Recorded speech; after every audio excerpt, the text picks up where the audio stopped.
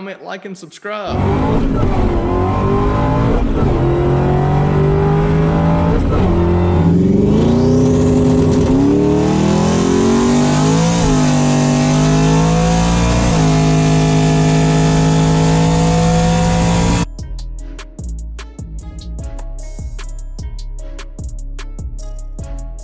All right, and then the walk around does great.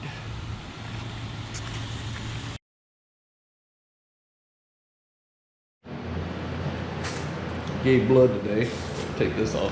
Anyway, you guys have been asking for more Ford Explorer content, so today we're going to do some more of that. This is my Ford Explorer all-wheel drive 2003 model XLT with the 4.0 V6. As you know, I gave it to my daughter last year when she turned 16, and this has been her car.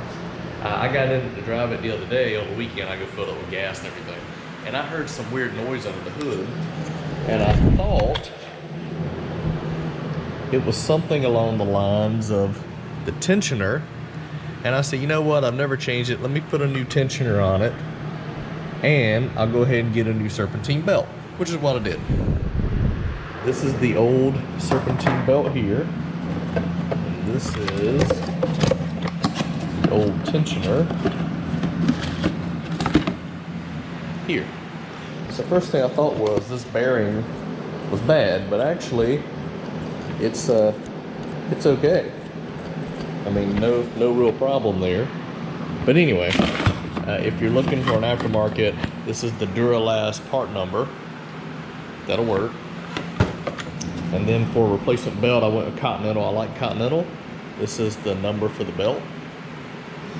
So anyway, I put all that on, and while that's great, it didn't fix the noise. As you remember a few videos back, I actually put this alternator on this truck about a year or two ago. It's an AC Delco, which is supposed to be good quality. The noise is coming from the alternator. When you crank it up, you don't hear it, but when you rev it, you hear like a ting-ting-ting-ting noise, and it's coming out of here. So what I think's happened, even though this thing is still charging, I think the bearing has gone bad. So I've already decided I'm just gonna go local to the AutoZone and get a Duralast Gold replacement. It's about 200 bucks. I'm gonna take this off before I go so I can take it as my core, and we'll just go and put a new alternator on it, just so I don't have to worry about it.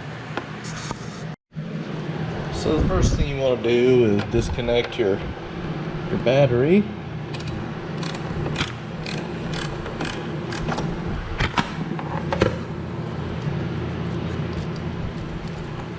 Like so.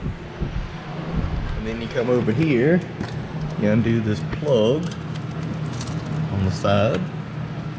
And then there is a nut here that should be maybe a 10 millimeter. We're going to remove that nut and take the charging cable off.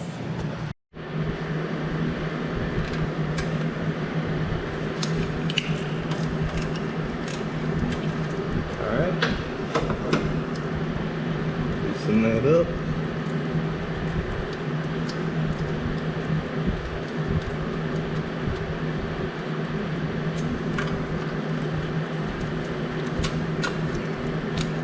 We got that off.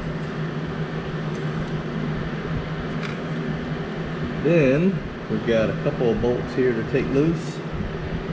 Specifically, there's two down here at the bottom. There's one up here.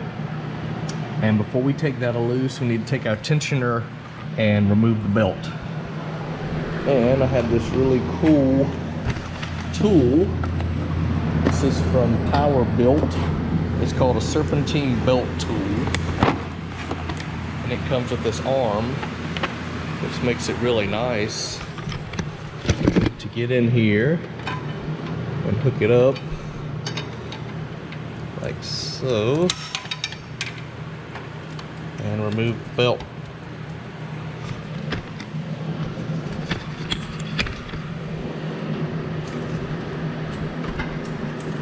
So you pull it up, pop the belt loose, and then let the tension down. So it's literally that easy. Okay, now last steps. Remove these two bolts at the bottom and this one at the top. It looked like maybe a 13 or 15 millimeter. Let's see here. Oh, it's a 13. Awesome. So I'll zing these off, pull this out of the way, and we'll be ready to go.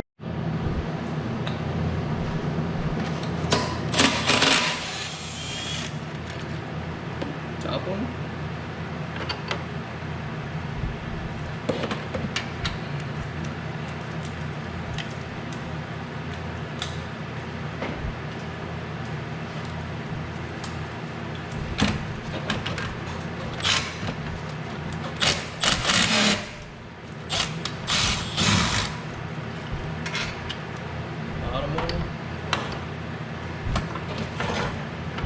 Here, you know, it'd be nice if I moved this out of the way. So how about we just take the cover off.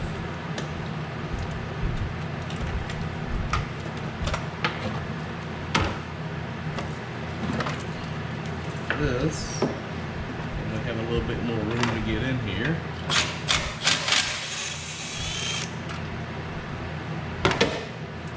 There we go. So, see, all the bolts are out now. Cable's out of the way. And literally just pick it up. And that's it. Now I'll take this and we'll go get a replacement. Funny, it doesn't make any noise. Just spinning it like this. But oh well. Alright, just got back. This is the new Duralast alternator. It's their gold version. Everything looks the same, but this pulley's just a slight bigger than what came off of that AC Delco one. I can run it. We'll see how it charges at idle. If it doesn't charge to my liking, I'll swap pulleys. So installs reverse of the takeoff. Drop it in place. Put your bolt back here with the stud on it in the back. And tighten it down. And the other two bolts are the exact same size. We'll just start this one in the bottom here.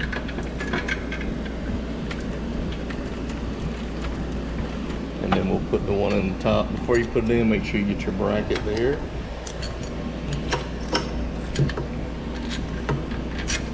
Like so.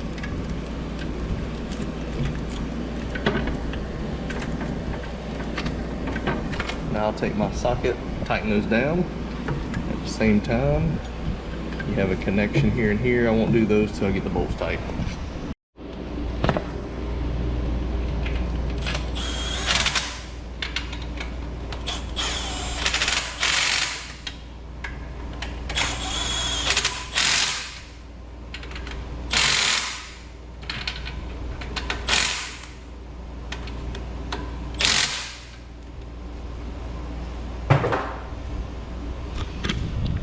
Air box back into place here.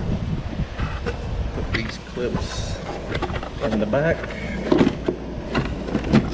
like that, slide it in, and then it goes down like so. Okay, now we can plug this connector in here, and then we'll take this and put it on like that on my screw.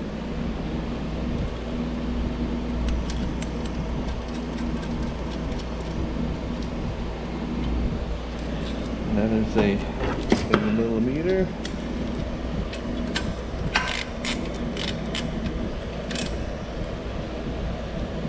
You want it snug but not overly tight because you will break that plastic. And slide your cover over. Get up a pain.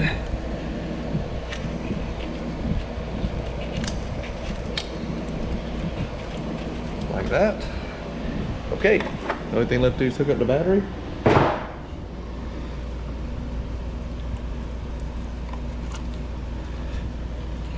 And I'll tighten that down.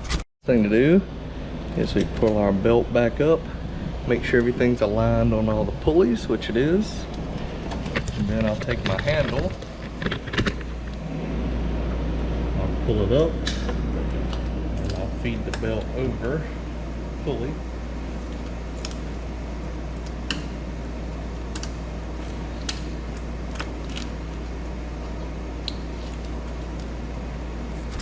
See it? Once it goes over, then you release the tension. I always like to do it a couple times like that. before you go, make sure it's around all your pulleys, top, bottom, all this, because if not, it will definitely sling the belt off. Okay, now we'll get our tool out like that. Easy. Okay, everything looks good. Now the test.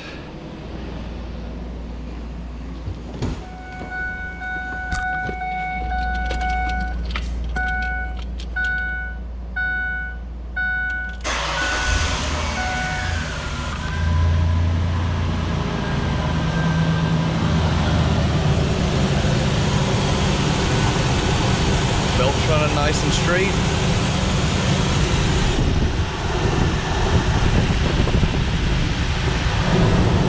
Everything's quiet.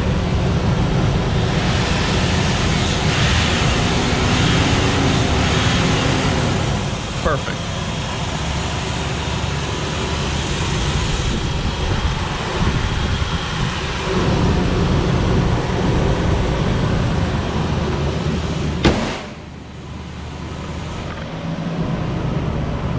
All right. And we can see here that it is charging. And now I just have to go in and reset all the radio controls now because I had the battery unhooked. But super easy. Runs great. Easy alternator swap. And again, it was the bearing in the new Delco alternator I put on here. And I gotta go back and look at my timeline. It was at least a year, maybe 2 years ago. But anyway, new alternator fixed it. And the Explorer rides again. Could stand to be cleaned. It's been raining here, so it needs to be detailed and cleaned up. But hope you guys enjoyed the quick, alternator swap. I didn't really have a lot of video of putting on the tensioner and the belt, but at least gives you an idea when you're in here. Might as well do it all at the same time. Till next time. All right, doing the test drive. Everything does good. You can see the charging there. It is charging properly. And I can put my digital meter on it when we get back home just to make sure, but typically if it's putting out at least 13.5 voltage or higher, that's gonna be up where it is, so that's all good.